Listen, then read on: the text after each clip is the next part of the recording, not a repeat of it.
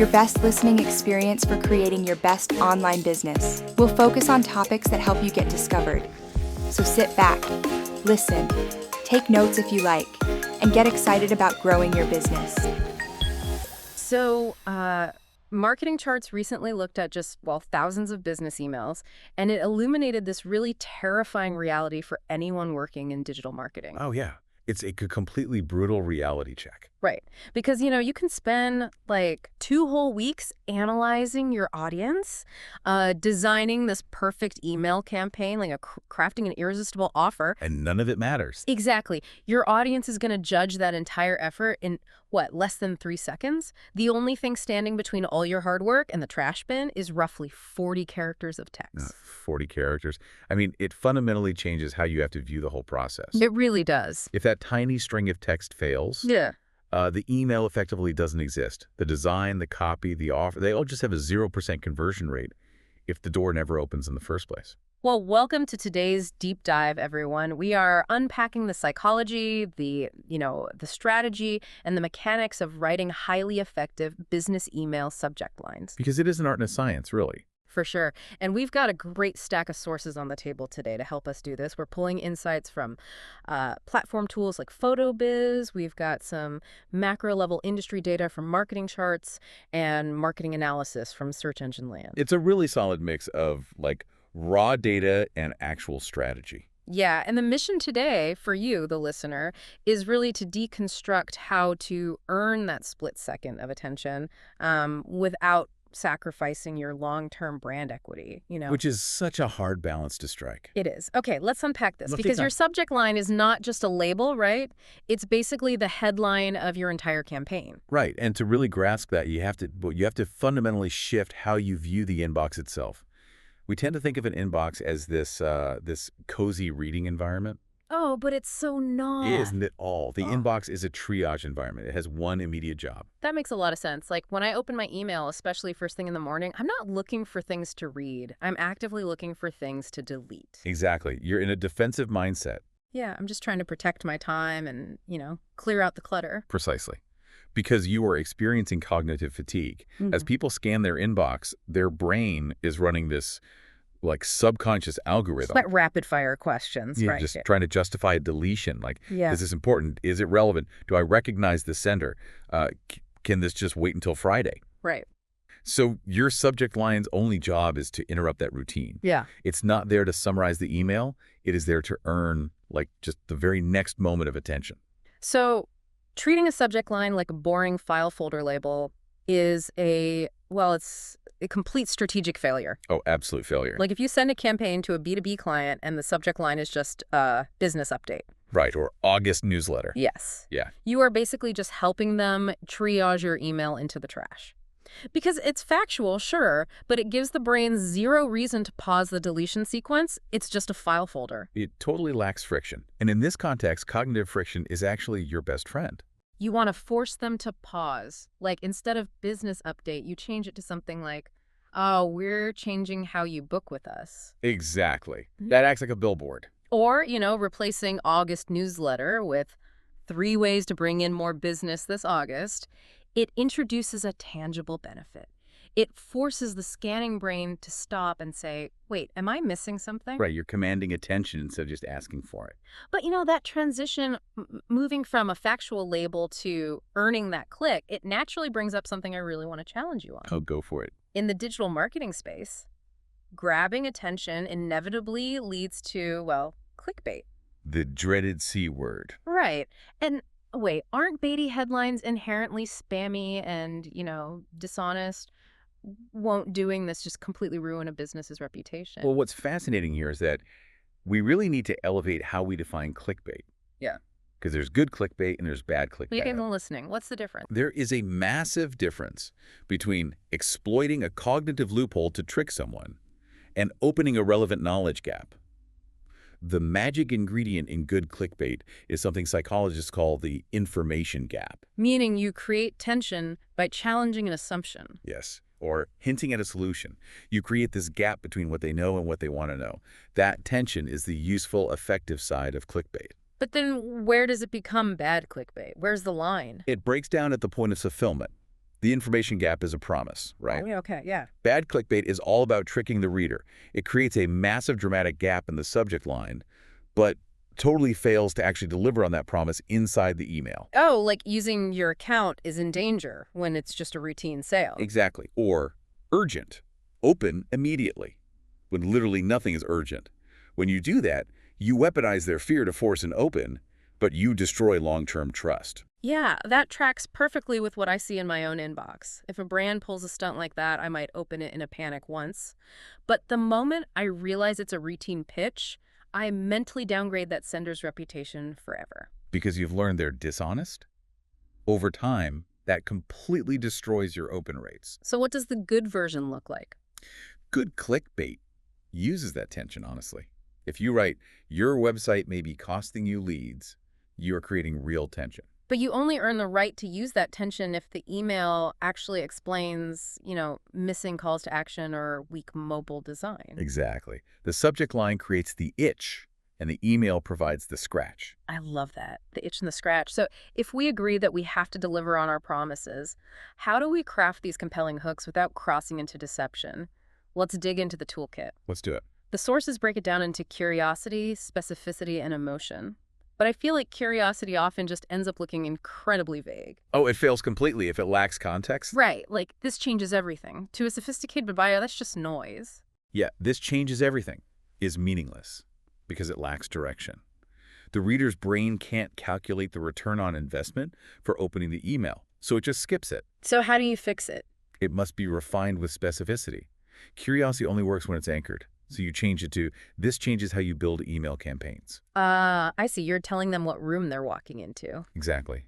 And specificity is key everywhere. You have to replace vague phrases like improve your marketing with something concrete like 3 emails every small business should send. It just feels so much more actionable. And then there's emotion. I always compare using real emotion to having empathy for the reader's daily grind. Empathy is a great word for it. Because people respond to relief, frustration, and pride. And here's where it gets really interesting. The sources have a massive warning about urgency. Oh, urgency. It is the most misused emotion in the entire toolkit. It's basically the boy who cried wolf, right? Once every single email you send is a final chance, those words completely lose their power. They absolutely do. Fake urgency doesn't just annoy your human readers. It actually trains the inbox algorithms to filter you out. Wow, so it actively hurts your deliverability. Yes. So instead of fake panic, you should lean on the simple formulas the sources provide. They work so well. Let's share some of those for the listeners to try. Sure. One is problem plus consequence. Yeah. For example, your website may be losing leads. Simple, but it hits a real pain point. Exactly. Another one is specific number plus outcome. So something like 5 ways to get more from your homepage. It removes the guesswork. You know exactly what you're getting. Precisely. So, okay, let's say you've crafted the perfect subject line using these formulas, but wait, it's not acting alone in the inbox, is it? There's a supporting actor right next to it. Yes, the most wasted real estate in the entire inbox. The preview text. Before we get to the preview text itself, I have a really practical question for the listener. I'm always told subject lines need to be incredibly short so they don't get cut off on mobile. Is there a magic character count? It's so funny you asked that because marketing charts analyze this and they basically debunked the whole thing. Wait, really? The character limit is a myth? Yeah, they compared major studies on subject line length and found completely conflicting results. One said shorter is better, another said longer, and a third found absolutely no relationship between length and open rates. That is wild, because an iPhone is definitely going to physically cut off your text at some point. The cutoff is real, yeah. But the real goal isn't being short. It's clarity and front-loading the important words. Oh, I get it. If the compelling hook is in the first few words, it doesn't matter if the end gets cut off. Exactly. But what does objectively matter, like mathematically, is the preview text. Marketing charts found that emails using preview text produced a 28.9% open rate compared to just 22.1% without it. Almost 29% compared to 22. That is a massive jump just for using a feature that platforms give you for free. It's huge. But the rule is, preview text should never just repeat the subject line. Right, because that's just redundant. Exactly. It needs to complete the thought. So say your subject line is, still putting off your website. Okay, that's a good problem-focused hook. Right. Then your preview text shouldn't say, don't put off your website. It should say, PhotoBiz AI can help you create a professional starting point in minutes. Oh, that's brilliant. The subject line asks the question, and the preview text lowers the barrier to solving it. You're managing their cognitive load before they even open the email. That's such a good takeaway. But, knowing all these rules is great. Actually, sitting down at a blank screen to write them, though, that is still intimidating. Oh, blank page paralysis is the worst. It really is. For anyone listening, you know that feeling where you just stare at the cursor, trying to write that first draft, and your brain just gives you nothing? How do we generate the best options quickly? Well, you have to realize that the most obvious subject line is rarely the best one. Like defaulting to new AI email tool. Exactly. You have to generate multiple options to get past that obvious first thought. And this is where tools like the PhotoBiz AI email campaign creator can act as an amazing brainstorming partner. So you aren't using AI to just write the final copy and walk away. No, not at all. You use it to shatter your anchoring bias. The AI can provide different angles for the exact same campaign in seconds. Give me an example of how that works in practice. Sure. Say you're introducing a new tool. You can prompt the AI for a benefit-focused angle, like create your next email in minutes. Okay, very clear. Then ask for a problem-focused one. Still not sure what to send, or even a playful angle. Your next email just got much easier. So you're getting a strategic menu of options. And the insight from Search Engine Land backs this up, right? Yeah, they noted that AI is highly effective at generating these variations while maintaining your brand voice, provided you would actually give it the right context in the prompt. You can't just say, write an email. You have to tell it the goal and the audience. Exactly. It takes the guesswork out of the initial draft. Okay, so you've brainstormed, you've picked the perfect subject line and preview text combination, you've front-loaded it, and you hit send. The open rates skyrocket to 45%. Are we ready to pop the champagne? Hold the champagne. So what does this all mean? Is a high open rate the ultimate victory line? If we connect this to the bigger picture, no. It is absolutely not the final goal. And open is just a vanity metric if it doesn't lead anywhere. Because if a dramatic subject line gets them to open, but they take no action, it completely failed, right? It failed, and it might have even hurt you. We must measure the actual downstream actions. Clicks, inquiries, registration, sales. And unsubscribes. That's the real truth teller. Yes. If your open rate goes up, but your unsubscribes double, your subject line was bad clickbait. You broke their trust. You sold the click, but the product inside didn't match. SEMrush A/B testing principles really hammer this home, too. They do. And Search Engine Land advises connecting your content to clear business goals rather than just trying to write whatever feels, engaging in the moment.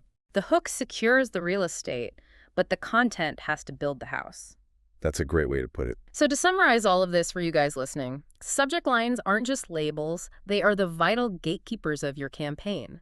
By combining honest curiosity, specific benefits, strong preview text, and utilizing AI to brainstorm variations, you can reliably earn the reader's attention without sacrificing long-term trust. It's all about providing value at every step. Absolutely. Now, before we go, I know you had a final kind of provocative thought about where all this is heading. I do, yeah. Because we spent this whole time analyzing human psychology, right? Cognitive fatigue, tension, emotion. Right, the human elements. But as AI continues to evolve so rapidly, we might very soon face a future where personal AI assistants sort and summarize our inboxes for us. Oh, wow. That changes literally everything. It does. Think about it. If a robot is the one deciding whether your email is important enough to show to its human boss, how will we have to change our subject lines? Will human emotion even work on an algorithm? Exactly. Or will we have to start writing subject lines explicitly designed to convince a machine logic model? It's something every marketer needs to start pondering now. That is a fascinating and slightly terrifying thought to leave us with. A whole new triage environment. Yep. The robots are checking the mail. Well, thank you all so much for joining us on this deep dive. I encourage you to take a fresh look at your own inbox today. Just see which subject lines successfully stop your scroll and try to figure out why. We'll catch you next time. The Focus Shift podcast is presented by PhotoBiz, the best website solution for photographers.